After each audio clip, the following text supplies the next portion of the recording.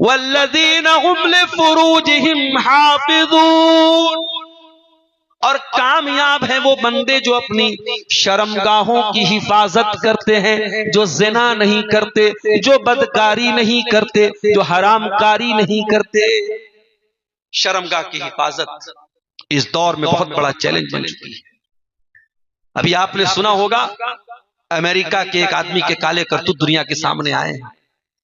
Jeffrey Epstein نام کا وہ یہودی جو 2019 میں قید خانے میں مرا ہوا پایا گیا، اس کے زندگی کے کچے چٹھوں کی جو فائل امریکہ کے ڈپارٹمنٹ آف جسٹس نے دنیا کے سامنے پبلش کی ہے، جو کئی لاکھ صفحات ہیں اس میں اور کئی ہزاروں ویڈیوز ہیں۔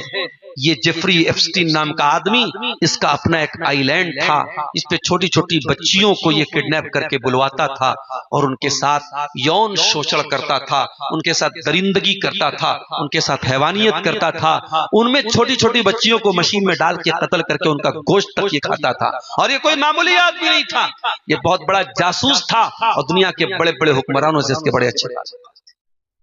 دنیا کہاں پہنچ چکی ہے میرے ساتھ؟ انسان جنسی خواہشات کا کیسا غلام بن چکا ہے کہ وہ چھوٹی بچیاں بیچاری جن کی کھیلنے کی عمر ہے، ان بچیوں سے ان کا بچپن چھین لیا جاتا ہے۔ حالات یہ ہو چکے ہیں کہ 5-6 سال کی بچی بھی ہوتی ہے تو ماں باپ اکیلے کہیں بھیجنے سے ڈرتے ہیں کہ نہ جانے کون درندہ ہمارے آس پاس جیفری ایپسٹین بن کے گھوم رہا ہو۔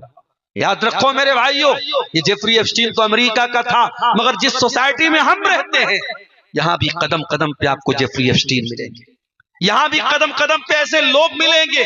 ان موبائل کی ریلز نے، ان گندی فلموں نے ان کے ذہن و دماغ کو اتنا بدتر بنا دیا ہے کہ وہ چھوٹی چھوٹی بچیوں کو بھی گندی نگاہوں سے دیکھتے ہیں، وہ راستے میں چلنے والی عورتوں اور لڑکیوں کو بڑی گندی نگاہوں سے دیکھتے ہیں۔ میرے پیارے ساتھیوں، اسی لیے اسلام نے سب سے پہلے نگاہوں کو نیچا کرنے کا حکم دیا۔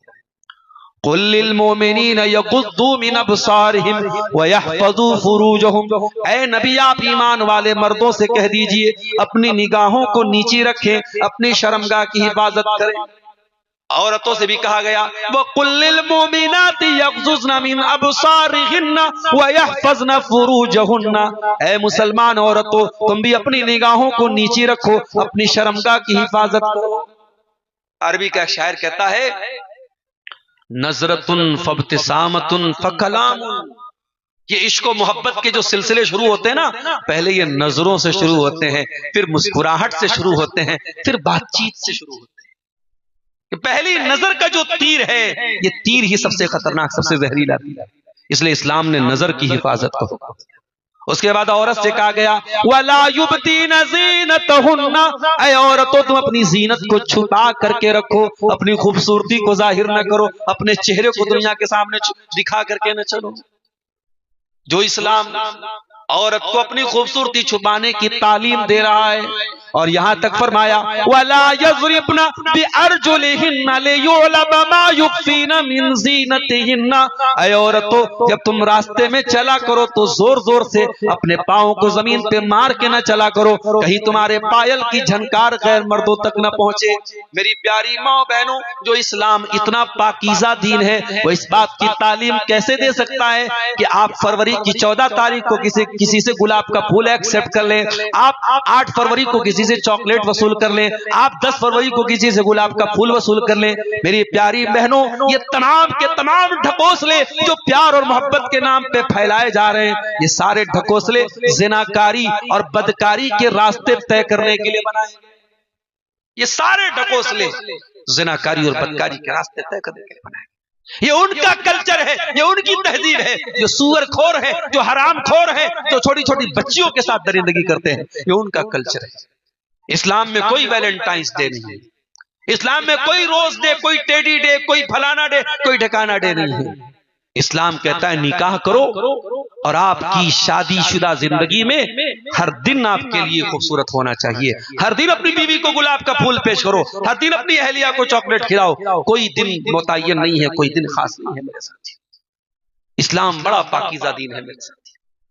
فرمایا والذین هم لفروجہم حافظون، کامیاب ہیں وہ بندے جو شرمگاہ کی حفاظت کرتے ہیں۔ اے اللہ، لڑکا 20 سال کا ہو گیا، لڑکی 18 سال کی ہو گئی، دونوں جوان ہو گئے، دونوں کے اندر جوانی کے جذبات بھڑک رہے ہیں، دونوں کے اندر جنسی خواہشات پیدا ہو رہی ہے، اور اے اللہ تو کہہ رہا ہے کہ اپنی شرمگاہوں کی عبادت کرنے والے کامیاب ہیں۔